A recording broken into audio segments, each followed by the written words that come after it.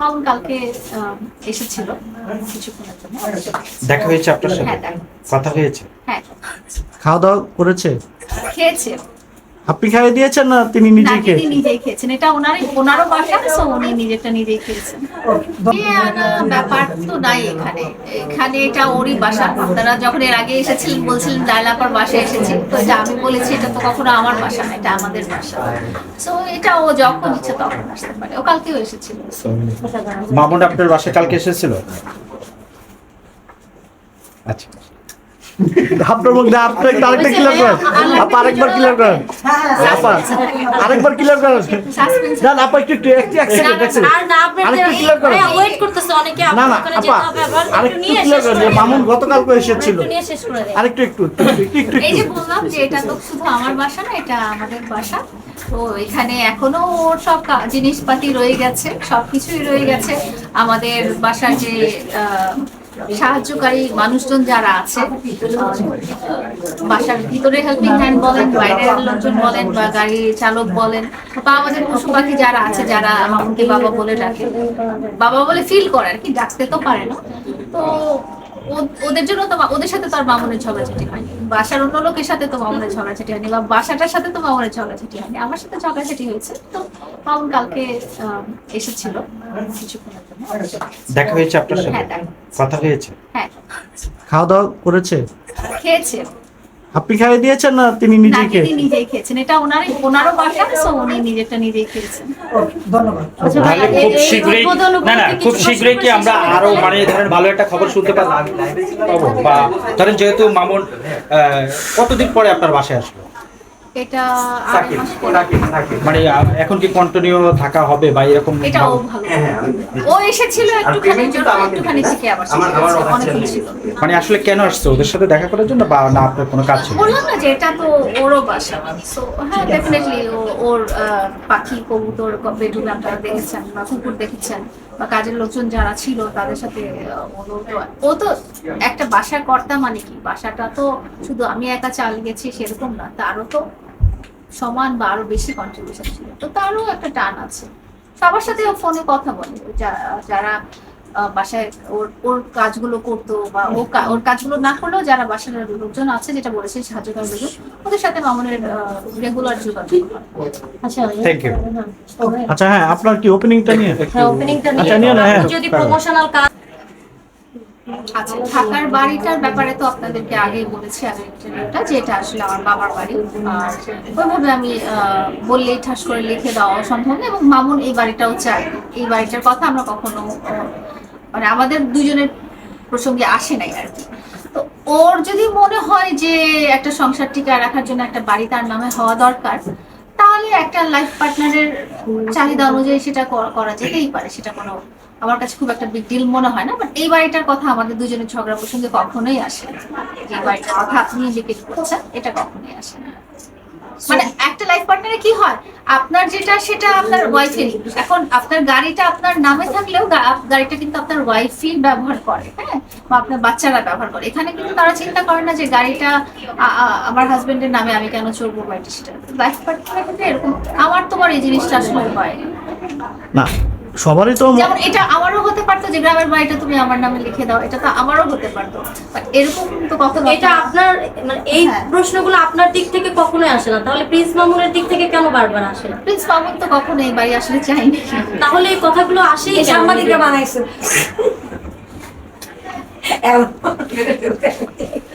আচ্ছা আচ্ছা, আপনি কিন্তু সেদিনকে বলেছিলেন যে মামুনের রাগ ভাঙানোর জন্য প্রয়োজন হলে আমি বাড়িটা, বর্তমানে ঢাকার বাড়িটা লিখে দিব, কারণ মামুন এখন স্বয়ংসম্পূর্ণ। ও চাইলে দিব। মামুন স্বয়ংসম্পূর্ণ না হলেও ও যদি এই বাড়িটা চায়, এত কিছু যখন দেওয়া গেছে, তখন এই বাড়িটা দিতেও তো কোনো সমস্যা নেই। মানে আপুর ভালোবাসার কাছে বাড়িও একটা সিম্পল আচ্ছা, ব্যাপার। ওই কিছুদিন ধরে ভালোবাসার কাছে আসলে ম্যাটেরিয়ালিস্টিক জিনিস কোনো ব্যাপারই না, যে এটা সেটা আমার সামর্থ্যের মধ্যে থাকলে আমি তো অবশ্যই। আচ্ছা, লাস্ট প্রশ্ন আপু। সোশ্যাল মিডিয়াতে ইদানিং একটা কমেন্টস আসছে বারবার যে লাইলা আসলে খুব ভালো মনের মানুষ এবং সে অনেক উদার। তার জায়গায় যদি অন্য কেউ হতো তাহলে প্রিন্স মামুনকে অনেক আগেই ছেড়ে যেত। তো লাইলা সর্বোপরি এখনো মামুনের সাথে থাকতে চায়। এখন মামুনের উদ্দেশ্যে লাইলার 3 কথাই যদি মামুনকে কিছু বলতে চায়, শেষ করে দিন। তিন কথাই যাও তিন কথায়। মামুনের উদ্দেশ্যে। হ্যাঁ বাবু, তুমি অনেক ভালো থেকো। তিন কথা, বাবু তিনটা তুমি- word, অনেক ভালো থেকো। আচ্ছা আপা, আপনি একটি বেসরকারি টেলিভিশনে একটি ইন্টারভিউ দিয়েছেন মামুনকে নিয়ে, বা তারা যে টাইটেলটা করেছেন, হ্যাঁ, বা আসলে এই বিষয়টা আপনি নিশ্চয়ই বুঝছেন আমি কোন বিষয়টা বলতে চাচ্ছি।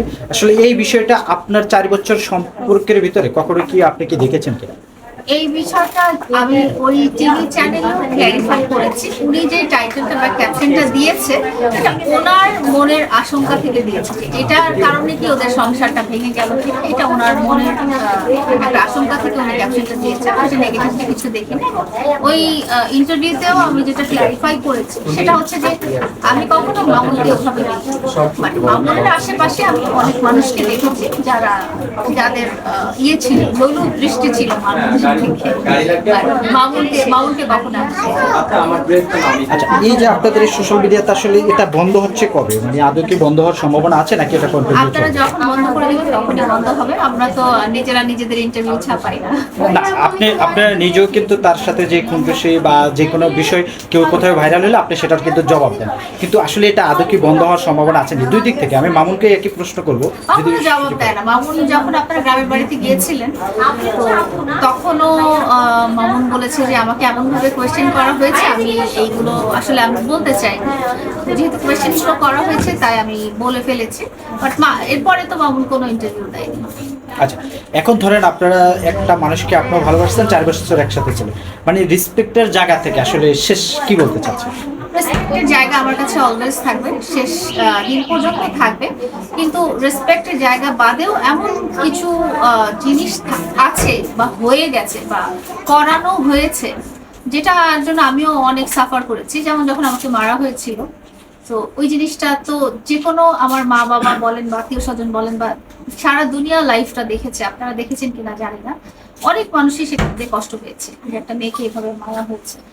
এই জিনিসগুলো আমি আসলে ভুলতে পারি না, আমার মনে এখনো খারাপ লাগে। কিন্তু তারপরেও যেটা হয়েছে যে মামুনের জায়গায় মামুনের জায়গায় তো বাবা। আচ্ছা, এখন হচ্ছে Last একটি আপনার- question. একটা প্রশ্ন।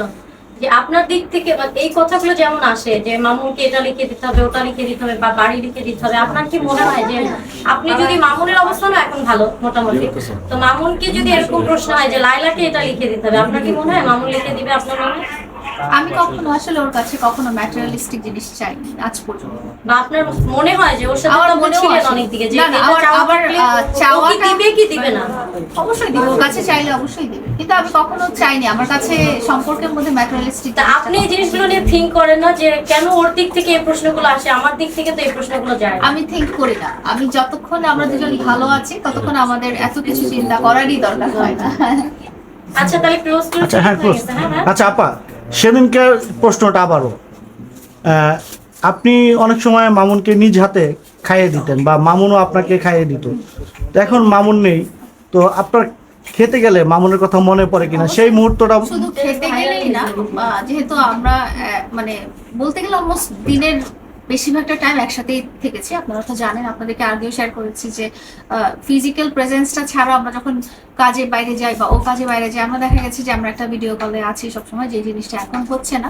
তো ইভেন আপনার যদি একটা বিড়াল পুষেন বা পাখি পুষেন, তার জন্য আপনার মন খারাপ লাগবে। আর সে তো আমার মানে লাইফের একটা ইম্পর্টেন্ট পার্সন এখনো, তো অবশ্যই তো খারাপ লাগে। miss করি। মামুন চলে গেছে, আপনি আপনার বাসায় ব্যাকআপ পার্টি দিয়েছেন, না, এটা আমার বাসায় কোনো ব্রেকআপ পার্টি ছিল। মানে এটা কোথায় ছিল?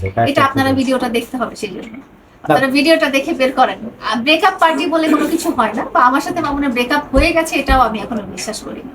আচ্ছা, তাহলে এই যে মানে একটা কন্ট্রোভার্সি ছড়াচ্ছে, বা এটা আপনার সেই ভিডিওর থেকে প্রশ্নটা আসলে, মানে আপনি কোথায় যাচ্ছেন মনে হচ্ছে, ড্রাইভিং বা একজন ভদ্রলোক ছিলেন, আসলে উনি কি ছিলেন, বা বলছে লাইলার নতুন পথে আসছে, ঠিক আছে, মানে ওই যে ড্রাইভিং ইয়েতে স্টার্টিং এ হাত দিয়েছেন বা এরকম কোনো কিছু? গাড়িতে এটা হ্যাঁ। একটা ভিডিও, এরকম ভিডিও তো অনেকেই করি। এই যে রবি করিম ভাইয়ের সাথে এখনো করলাম, রবি করিম ভাইয়ের সাথে ও ভিডিও অনেক ভাইরাল হয়েছে।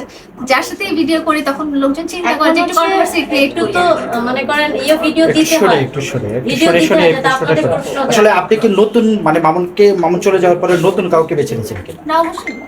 মামুন চলে গিয়েছে সেটা আমি বলছি না, আমি বলছি যে ও একটা ডিস্টেন্সে আছে। শুরুটা একটা ঝগড়াঝাটি দিয়ে হয়েছিল, বাট এখনো কাজের কারণে বা যে কাজের কারণে ও একটা ডিস্টেন্সে আছে। এখনো আমার মনে হয় না যে ওই রকম ভাবে নেগেটিভ কিছু বলার মতো বা মামুনকে ছেড়ে আমার আরেকজনের কাছে চলে যেতে হবে বা মামুন আরেকজনের কাছে চলে গেছেও, এটা আমি আই ডোন্ট বিলিভ। মামুন চলে গেছে, আসলে এই ব্যর্থতাটা কার, আপনার না তার?